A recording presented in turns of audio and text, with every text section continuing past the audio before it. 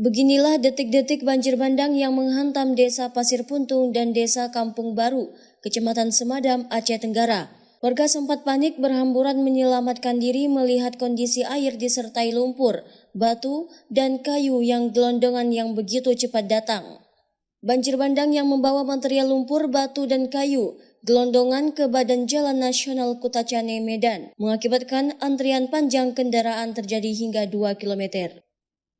Kepala Desa Pasar Puntung, Ayub, mengatakan air meluap seusai warga melaksanakan salat Isya. Air yang membawa material lumpur, batu, dan kayu dengan cepat menyumbat aliran sungai hingga terjadi luapan, mengakibatkan Jalan Nasional Kutacane, Medan lumpuh. Tadi pada jam 8 malam tadi, setelah sholat Isya, hujan sangat lebat, jadi erosi turun dan jembatan kita yang ada di sini tertutup ya.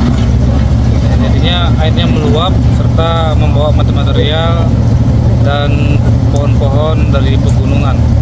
Tetapi sebahagian warga yang tempat tinggalnya di pinggiran sungai kita sudah kita fungsikan di rumah keluarganya dan di balai desa masing-masing.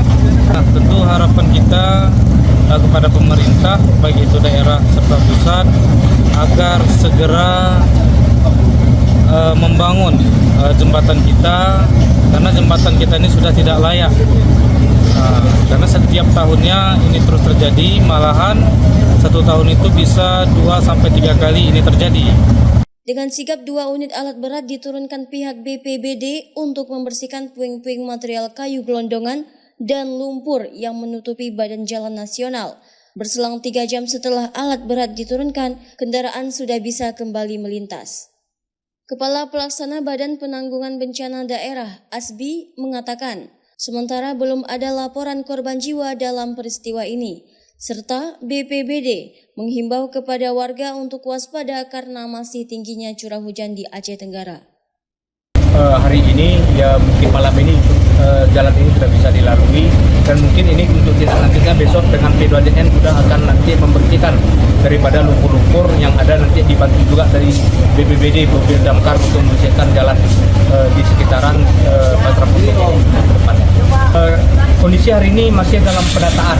Dalam hal ini mungkin besok sudah bisa kita rilis ya, terkait daripada mungkin ada kerusakan daripada rusak sedang, rusak ringan, dan rusak berat, nanti akan kita sampaikan besok.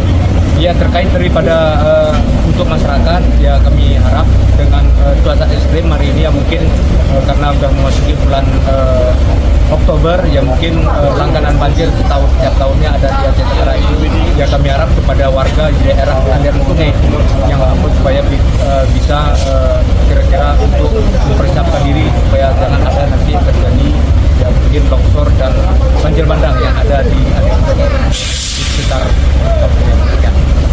Tingginya curah hujan membuat warga masih trauma. Kini mereka masih mengungsi di tempat sanak saudara.